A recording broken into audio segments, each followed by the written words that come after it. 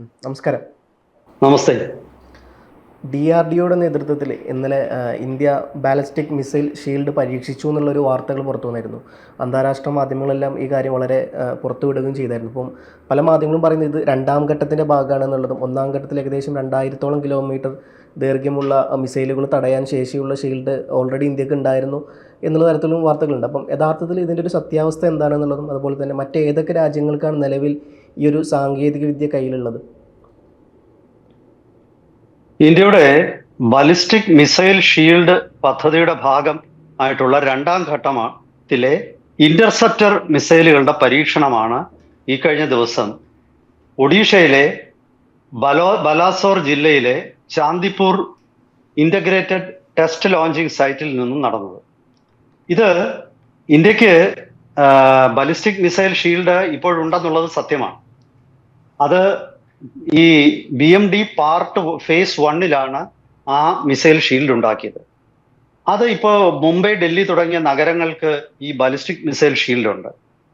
ഇപ്പോൾ നടന്നത് intermediate range ballistic missile IRBM-നും ഇന്റർകോണ്ടിനെന്റൽ റേഞ്ച് ബാലിസ്റ്റിക് മിസൈലുകളെയും തടുക്കാൻ പറ്റിയ ഇന്റർസെപ്റ്റർ AD-1-ന്റെ പരീക്ഷണമാണ്. ഇത്തരം 3 പരീക്ഷണങ്ങൾ നടന്നു. അതായത് 3 ഇന്റർസെപ്ഷൻസ് പരീക്ഷണത്തിന്റെ ഭാഗമായിട്ട് വിജയകരമായിട്ട് ചെയ്തു. അതിനോടൊപ്പം തന്നെ ഒരു ആന്റി ഷിപ്പ് മിസൈലും ക്രൂയിസ് മിസൈലും പരീക്ഷിച്ചു. അങ്ങനെ 2 തരത്തിലുള്ള മിസൈലുകളാണ് പരീക്ഷിച്ചത്. അങ്ങനെ മൊത്തം 4 പരീക്ഷണങ്ങളാണ് ഈ ജൂൺ 10, 11 തീയതികളിലായിട്ട് നടന്നത്. ഇപ്പൊ നമ്മൾ ഈ ഫേസ് 1 കാര്യം പറഞ്ഞ അത് പൃഥ്വി മിസൈൽ ഷീൽഡാണ്. ആ പൃഥ്വി മിസൈൽ ഷീൽഡ് എന്നത് ഷോർട്ട് റേഞ്ച്, അതുപോലെ ബാലിസ്റ്റിക് മിസൈലുകളിൽ നിന്നും ഡൽഹിയെയും മുംബൈയും പോലുള്ള നഗരങ്ങൾക്ക് പ്രതിരോധം നൽകാൻ ഉദ്ദേശിച്ചതാണ്. പക്ഷെ ഇന്നലെ നമ്മൾ നടത്തിയ പരീക്ഷണം 3000 കിലോമീറ്ററും 5000 കിലോമീറ്റർ ദൂരത്തും വെച്ചിട്ട്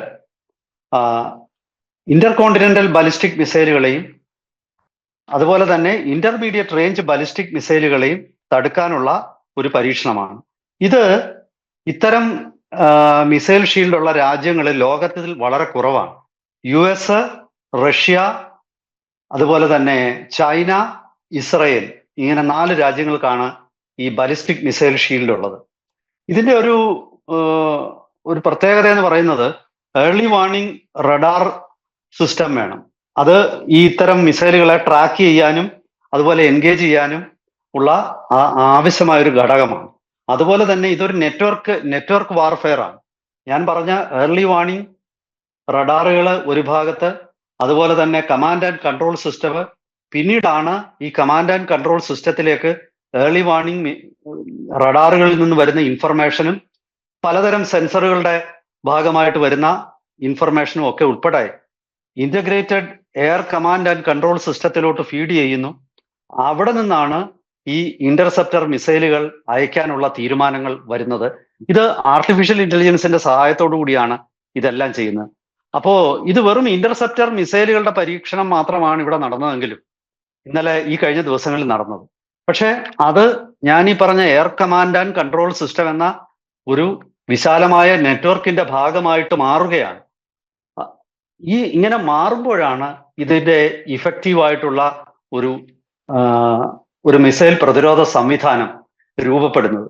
അതായത് വെറും ഇന്റർസെപ്റ്റർ മിസൈലുകൾ മാത്രം കൈവശമുള്ളതുകൊണ്ട് കാര്യമില്ല. വളരെ കൃത്യമായിട്ട് ട്രാക്ക് ചെയ്യുന്ന റഡാർ സിസ്റ്റവും അതുപോലെ സെൻസർ സിസ്റ്റവും വേണം. അതുപോലെ തന്നെ ഇത് വളരെ ഇഫക്റ്റീവായ ഒരു എയർ കമാൻഡ് ആൻഡ് കൺട്രോൾ സിസ്റ്റവും വേണം. അപ്പൊ നമുക്ക് ഈ പരീക്ഷണത്തിന്റെ വിശദാംശങ്ങളിലേക്ക് നമുക്കൊന്ന് കടന്നു നോക്കാം. ഇത്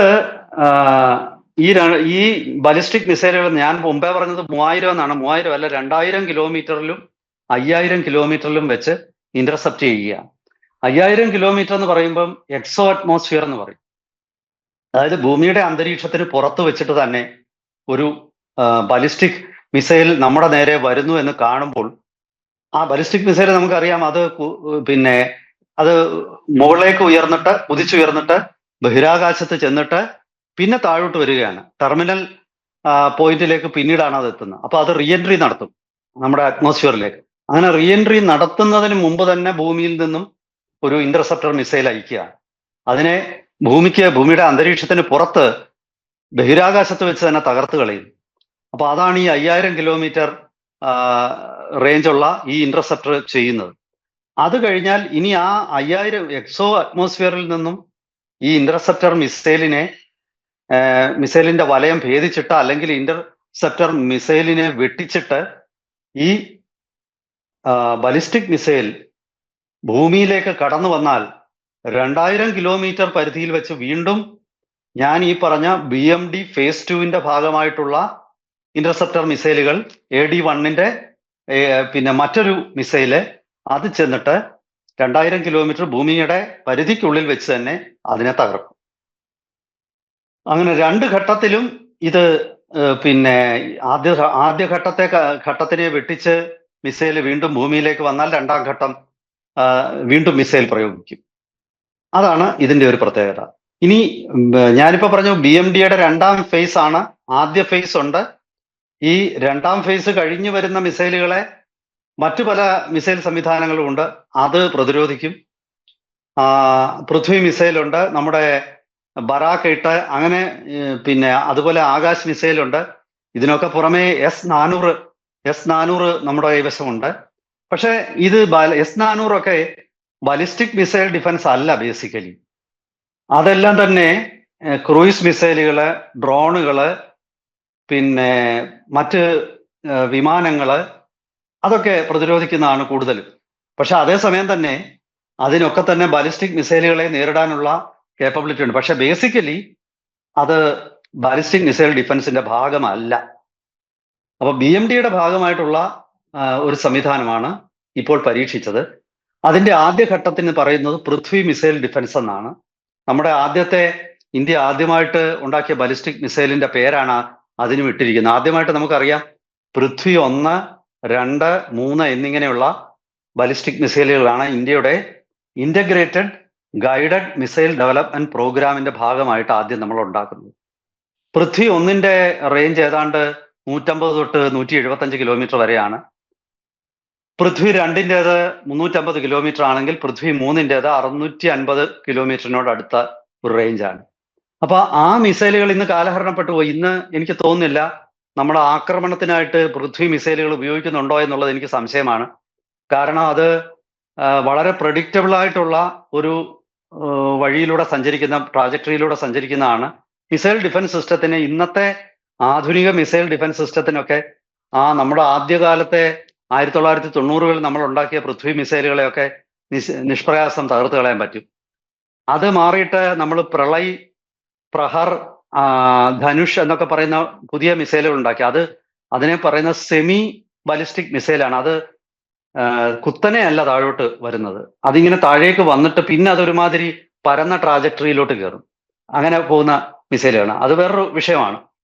അപ്പോ നമ്മൾ ഈ 2 ഇന്റർസെപ്റ്റർ മിസൈലുകൾ നമ്മൾ 3 വിക്ഷേപിച്ചു. ആ 3ഉം അതീവ വിജയകരമായിട്ട് ടാർഗറ്റുകളെ ഒക്കെ തന്നെ നശിപ്പിച്ചു എന്നാണ് ഈ പരീക്ഷണ ഫലത്തിന്റെ വിശദാംശങ്ങൾ പുറത്തുവിട്ട defence research and development organisation clarify ചെയ്തിരിക്കുന്നത്. ഇനി നമ്മുടെ ഈ BMDയുടെ ബാലിസ്റ്റിക് മിസൈൽ ഡിഫൻസ് പ്രോജക്റ്റിന്റെ 2ാം ഘട്ടമാണെന്ന് ഞാൻ ആദ്യമേ പറഞ്ഞല്ലോ. ഇനി 3ാം ഘട്ടം വരുന്നുണ്ട്. ഈ 3ാം ഘട്ടം കൂടുതലും ഹൈപ്പർസോണിക് മിസൈലുകളെ പ്രതിരോധിക്കാൻ വേണ്ടിയിട്ടാണ്. ഹൈപ്പർസോണിക് മിസൈലുകൾ ശബ്ദത്തെക്കാൾ 6 ഇരട്ടിയോ അതിലധികമോ ഒക്കെ വേഗതയിൽ വരുന്ന ഹൈപ്പർസോണിക് ഗ്ലൈഡ് വെഹിക്കിളിനെ പിന്നെ പ്രതിരോധിക്കാനാണ് ഈ ബാലിസ്റ്റിക് മിസൈൽ ഡിഫൻസിന്റെ പ്രോജക്റ്റ് 3ാം ഘട്ടം phase 3 അതിനായിരിക്കും തയ്യാറെടുക്കുന്നത്. അപ്പോ ഈ AD-1 എന്ന ഇന്റർസെപ്റ്റർ മിസൈലിന്റെ പ്രത്യേകത, അതൊരു 2 സ്റ്റേജ് മിസൈലാണ്. സോളിഡ് പ്രൊപ്പല്ലന്റ്, ഖര ഇന്ധനം ഉപയോഗിക്കുന്ന ഒരു മിസൈലാണ്. അതുപോലെ അതിന്റെ മിസൈലാകട്ടെ, അതിന്റെ മോട്ടോർ ആകട്ടെ, പ്രൊപ്പല്ലന്റ് ആകട്ടെ, സീക്കറുകളാകട്ടെ, അതായത് പിന്നെ ടാർഗറ്റിനെ തിരിച്ചറിയുന്ന സംവിധാനമാണ് സീക്കർ. ടാർഗറ്റിനെ എവിടെയാണെന്ന് ലൊക്കേറ്റ് ചെയ്യുകയും കൃത്യമായിട്ട് ടാർഗറ്റിനെ എൻഗേജ് ചെയ്യുകയും ചെയ്യുന്നതാണ് സീക്കറുകൾ. ആ സീക്കറുകൾ ഇതെല്ലാം തന്നെ തദ്ദേശീയമായിട്ട് നിർമ്മിച്ചതാണ്. അതായത് ഇത് നമ്മുടെ ഒരു രാജ്യത്തിന്റെ ടെക്നോളജി നമുക്ക് ഇതിനു വേണ്ടിയിട്ട് നമ്മൾ ഉപയോഗിച്ചിട്ടില്ല എന്നർത്ഥം. ഇന്ത്യയെ സംബന്ധിച്ചിടത്തോളം ഒരു വലിയ മെച്ചമാണത്. മറ്റു രാജ്യങ്ങളുടെ ടെക്നോളജി ഉപയോഗിച്ചിട്ടുള്ള ഒരു സംവിധാനത്തിന് അതിൻ്റെതായ പരിമിതികളൊക്കെ ഉണ്ട്. അതുപോലെ തന്നെ പലപ്പോഴും അത്തരം ടെക്നോളജി ഉപയോഗിക്കുകയാണെങ്കിൽ പലപ്പോഴും മിസൈലിന്റെ പല ഘടകങ്ങൾക്കും വിദേശ രാജ്യങ്ങളെ ആശ്രയിക്കേണ്ടി വന്നേക്കാം. അങ്ങനെ ആശ്രയിക്കേണ്ടി വരുമ്പോൾ സ്വാഭാവികമായിട്ടും അവർക്ക് നമ്മുടെ മിസൈൽ ഡെവലപ്മെന്റ് പ്രോഗ്രാമിനെ പല രീതിയിലും തടസ്സപ്പെടുത്താം, അല്ലെങ്കിൽ സ്വാധീനിക്കാം. ഒരു യുദ്ധസമയത്ത് വേണമെങ്കിൽ നമുക്ക് പല ഘടകങ്ങളും നിഷേധിക്കാം. അപ്പോ അത്തരം അപകടങ്ങളെയൊക്കെ നിന്നും മറികടക്കാൻ പൂർണ്ണമായിട്ടും തദ്ദേശീയമായ ടെക്നോളജി, തദ്ദേശീയമായ സോഴ്സസ് ഉപയോഗിച്ച് ഉള്ള നിർമ്മാണം, അതുപോലെ തന്നെ ഞാൻ ഈ പറഞ്ഞ മൊത്തത്തിൽ ഈ മിസൈൽ സംവിധാനം, ഏർലി വാർണിംഗ് റഡാറുകള്, integrated air command and control, interceptor missile, മൂന്ന് സംവിധാനങ്ങളും പൂർണ്ണമായിട്ട് തദ്ദേശീയമായിട്ട് രൂപപ്പെടുത്തിയ 3 സിസ്റ്റം അതുപയോഗിച്ചാണ് പ്രതിരോധിക്കുന്നത്. ഈ അമേരിക്കയ്ക്കും റഷ്യയ്ക്കും ആണ് യഥാർത്ഥത്തിൽ ആദ്യമായിട്ട് അവരാണ് ഈ ബലിസ്റ്റിക് മിസൈൽ പ്രതിരോധ സംവിധാനം രൂപപ്പെടുത്തുന്നത്. പിന്നീട് അത് ചൈനയും നിർമ്മിച്ചതായിട്ട് പറയുന്നു. ഇസ്രായേലിൻ്റെത് ഞാൻ മനസ്സിലാക്കുന്നിടത്തോളം ഇസ്രായേലിന്റെ ഈ മിസൈൽ ഡിഫൻസ്, അയൺ ഡോം എന്ന് പറയുന്ന ഡിഫൻസ് ഒക്കെ അത് അമേരിക്കയുടെ സഹായത്തോടു കൂടി നിർമ്മിക്കുന്നതാണ് എന്നാണ് ഞാൻ മനസ്സിലാക്കുന്നത്. ടെക്നോളജി പൂർണ്ണമായിട്ട് അവരുടെ ആണോ എന്നുള്ള കാര്യത്തിൽ എനിക്ക് തർക്കമുണ്ട്. കാരണം ഇസ്രായേൽ എന്ന രാജ്യത്തിന് ഈ ഇന്റർമീഡിയറ്റ് റേഞ്ച് ബാലിസ്റ്റിക് മിസൈലോ ഇന്റർ കോണ്ടിനെന്റൽ ബാലിസ്റ്റിക് മിസൈലോ സ്വന്തമായിട്ടില്ല. അത് അമേരിക്കയുടെ സംരക്ഷണത്തിലാണ് അവർ നിൽക്കുന്നത്. അപ്പൊ സ്വാഭാവികമായിട്ടും സ്വന്തമായിട്ട് IRBM-ഓ ICBM-ഓ ഉണ്ടാക്കുന്ന രാജ്യം തന്നെയാണ് അതിനെ പ്രതിരോധിക്കാനുള്ള സംവിധാനങ്ങളും ഉണ്ടാക്കാനുള്ള സാഹചര്യം. മാത്രമല്ല, ഇതിനെ പ്രതിരോധിക്കാനുള്ള ഒരു സംവിധാനം ഒരു രാജ്യത്തിന് ഉണ്ടാക്കാമെങ്കിൽ തീർച്ചയായിട്ടും അവർക്ക് ഈ ഇന്റർമീഡിയറ്റ് റേഞ്ച്, അതായത് 5000 കിലോമീറ്റർ ദൂരപരിധിയുള്ള ആക്രമണ ബാലിസ്റ്റിക് മിസൈലുകളോ അല്ലെങ്കിൽ 10,000-ഓ 12,000-ഓ ഒക്കെ കിലോമീറ്റർ ദൂരം സഞ്ചരിക്കുന്ന ICBM-ഓ ഇന്റർ കോണ്ടിനെന്റൽ ബാലിസ്റ്റിക് മിസൈലോ ഒക്കെ നിർമ്മിക്കാൻ അവർക്കൊരു ബുദ്ധിമുട്ടും ഉണ്ടാകില്ല എന്ന നമുക്ക് ഒരു സാമാന്യ ലോജിക്കൽ നമുക്ക് മനസ്സിലാക്കാം. അതുപോലെ തന്നെ ആന്റി സാറ്റലൈറ്റ് മിസൈൽ പോലുള്ള മിസൈൽ സിസ്റ്റം ഉള്ള ഇന്ത്യക്ക് ബഹിരാകാശത്തോട്ട് ഒരു മിസൈൽ അയച്ച് കൃത്യമായിട്ട് അത് മനൂവർ ചെയ്ത് അത് ഒരു ടാർഗറ്റിനെ നശിപ്പിക്കാനുള്ള ശേഷിയുള്ള സംവിധാനങ്ങൾ നമുക്കുണ്ട്. അപ്പോൾ ഈ നമ്മുടെ ആന്റി സാറ്റലൈറ്റ് മിസൈലിന്റെ വിജയകരമായ പരീക്ഷണവും ഇത്തരത്തിലുള്ള ഒരു ബലിസ്റ്റിക് മിസൈൽ ഷീൽഡ് ഉണ്ടാക്കാൻ നമ്മൾക്ക് കരുത്തു നൽകി എന്നുള്ളത് ആണ് ഞാൻ മനസ്സിലാക്കുന്നത്. എന്തായാലും ഈ 4 രാജ്യങ്ങൾ മാത്രമുള്ള ഒരു എലീറ്റ് ക്ലബിലോട്ടാണ് ഈ ആന്റി ബാലിസ്റ്റിക് മിസൈൽ ഷീൽഡ് പരീക്ഷണം കൊണ്ട് ഇന്ത്യ എത്തിയിരിക്കുന്നത്. ഇത് വരും ദിവസങ്ങളിൽ ഞാൻ പറഞ്ഞല്ലോ, ഇത് അടുത്ത ഘട്ടത്തിലേക്ക് പോവുകയാണ്. ഹൈപ്പർസോണിക് മിസൈലുകളെയും പ്രതിരോധിക്കാനുള്ള സംവിധാനം നമ്മുടെ ഈ റിസർച്ചുകളെല്ലാം പാരലായിട്ടാണ് നടക്കുന്നത്. അതായത് ഒരു പ്രോജക്റ്റ് കംപ്ലീറ്റ് ചെയ്തിട്ടല്ല മറ്റേ പ്രോജക്റ്റ് തുടങ്ങുന്നത്. ഒരു പ്രോജക്റ്റ് ഒരു പ്രത്യേക ഘട്ടത്തിൽ എത്തുമ്പോൾ തന്നെ അതിന്റെ അടുത്ത സ്റ്റേജിലേക്കുള്ള പ്രോജക്റ്റ് സ്റ്റാർട്ട് ചെയ്ത് കഴിഞ്ഞിരിക്കും. ഇതിൽ നിന്നുള്ള ലേണിങ്സ് അവിടെയും ഉപയോഗിക്കും. ഇതിനോടൊപ്പം തന്നെ വരും ദിവസങ്ങളിൽ നമ്മൾ നേരത്തെ ചർച്ച ചെയ്ത പോലെ അഗ്നി 6 പരീക്ഷിക്കാൻ ഒരുങ്ങുകയാണ് എന്ന് വാർത്ത വീണ്ടും വന്നിട്ടുണ്ട്. ഈ കഴിഞ്ഞ ദിവസം തുടർച്ചയായിട്ട് ഞാനീ പറഞ്ഞ ബലിസ്റ്റിക് മിസൈൽ ഷീൽഡ് മാത്രമല്ല, അതിനോടൊപ്പം തന്നെ ഒരു ആന്റി ഷിപ്പ് ക്രൂയിസ് മിസൈലും ഇന്ത്യ വിജയകരമായിട്ട് പരീക്ഷിച്ചു. ലോങ് റേഞ്ച് ക്രൂയിസ് മിസൈലിന്റെ വിജയകരമായ പരീക്ഷണം കുറച്ചു നാളായിട്ട്, land to surface to surface മിസൈലുകളുടെ പരീക്ഷണം കുറച്ചു നാളായിട്ട് നമ്മൾ നടത്തുന്നുണ്ട്. അതിന്റെ അടുത്ത ഘട്ടത്തിലേക്ക് അത് കപ്പലുകളിൽ നിന്നും കപ്പലുകളിലേക്ക് അയക്കാവുന്ന മിസൈലുകളുടെ ഡിസൈനിങ്ങും പരീക്ഷണമാണ് ഇന്നലെ നടന്നത്. അപ്പൊ നിങ്ങൾ ചോദിക്കാം, കരയിൽ നിന്ന് കരയിലേക്കും കപ്പലിൽ നിന്ന് കപ്പലിലേക്കും അയക്കുന്നത് തമ്മിൽ എന്താണ് വ്യത്യാസമുണ്ട്. കാരണം ഒരു മൂവിങ് ടാർഗറ്റിൽ നിന്നും മറ്റൊരു മൂവിങ് ടാർഗറ്റിലേക്കാണ് മിസൈൽ അയക്കുന്നത്. അപ്പോ അതിനൊരു സൊഫിസ്റ്റിക്കേറ്റഡ് സോഫ്റ്റ്വെയർ അവിടെ ആവശ്യമുണ്ട്. കാരണം ദൂരം കണക്കാക്കണമെങ്കിൽ. കാരണം ഈ രണ്ട് വാഹനങ്ങളും നീങ്ങിക്കൊണ്ടിരിക്കുകയാണ്. അപ്പൊ രണ്ടിന്റെയും വേഗതയുടെ അടിസ്ഥാനത്തിൽ കൃത്യമായിട്ട് ഈ മിസൈൽ വിക്ഷേപിച്ച് കഴിയുമ്പോൾ ഇത്ര മിനിറ്റിന് ശേഷം മറ്റേ കപ്പൽ എവിടെ ആയിരിക്കും അതിന്റെ ലൊക്കേഷൻ എന്നത് മുൻകൂട്ടി ഇതിന്റെ അഡ്വാൻസ്ഡ് സോഫ്റ്റ്വെയർ കാൽക്കുലേറ്റ് ചെയ്യുകയും അതീവ കൃത്യതയോടുകൂടി ഇത് അയക്കുകയും ചെയ്യുകയാണ്. ബലിസ്റ്റിക് മിസൈൽ ഷീൽഡും അതുപോലെ തന്നെ വളരെ കാരണം ഇപ്പോഴത്തെ മിസൈലുകളൊക്കെ തന്നെ പഴയതുപോലെ വളരെ നേരെ കുത്തനെയുള്ള ഒരു ട്രാജക്ടറി അല്ല സ്വീകരിക്കുന്നത്. ഈ മിസൈലുകൾക്കെല്ലാം തന്നെ MARV മനുവറബിൾ റീ എൻട്രി വെഹിക്കിൾ എന്ന ഒരു ടെക്നോളജി ഇപ്പോഴത്തെ ആധുനിക മിസൈലുകളൊക്കെ ഉണ്ട്. അപ്പം ഇത് നമ്മുടെ സമയപരിമിതി പോലെ ഞാൻ അധികം ദീർഘിപ്പിക്കുന്നില്ല. എന്തായാലും ശരി, അതീവ വിജയകരമായ പരീക്ഷണമാണ് നടന്നത്. ഇന്ത്യ ഒരു അപൂർവം ഇത്തരം ഷീൽഡ് സ്വന്തമായിട്ട് നിർമ്മിച്ച രാജ്യങ്ങളുടെ പട്ടികയിലേക്ക് ഇന്ത്യ കയറിയിരിക്കുകയാണ്. പാകിസ്ഥാന്റെയും ചൈനയുടെയും ഒക്കെ ബാലിസ്റ്റിക് മിസൈലുകൾക്ക് ഇനി ഇന്ത്യയിലേക്ക് പ്രവേശിക്കാൻ വളരെ ബുദ്ധിമുട്ടായിരിക്കും. നമ്മുടെ പല തട്ടുകളിലുള്ള അതായത് മൾട്ടി ലെയേർഡ് ആയിട്ടുള്ള മിസൈൽ ഡിഫൻസ് ആണ് നമ്മളുടേത്. അത് തീർച്ചയായിട്ടും അക്കാര്യത്തിൽ ഇന്ത്യ വളരെ മുന്നേറിയിരിക്കുന്നു എന്നുള്ളത് ദേശീയ സുരക്ഷയുടെ കാര്യത്തിൽ വലിയ ആശ്വാസം ജനിപ്പിക്കുന്ന, അതുപോലെ നമുക്ക് എതിരാളികളുടെ മേൽക്കൈ നൽകുന്ന ഒരു വലിയ ഒരു സംഭവവികാസമാണിത്. കൂടുതൽ വിശദാംശങ്ങൾ വരുന്ന ദിവസം പുറത്തു വരുന്ന മുറയ്ക്ക് നമുക്ക് വീണ്ടും നമ്മുടെ പ്രേക്ഷകരുമായിട്ട് പങ്കുവെക്കാം. അതുവരെ എല്ലാവർക്കും നമസ്കാരം.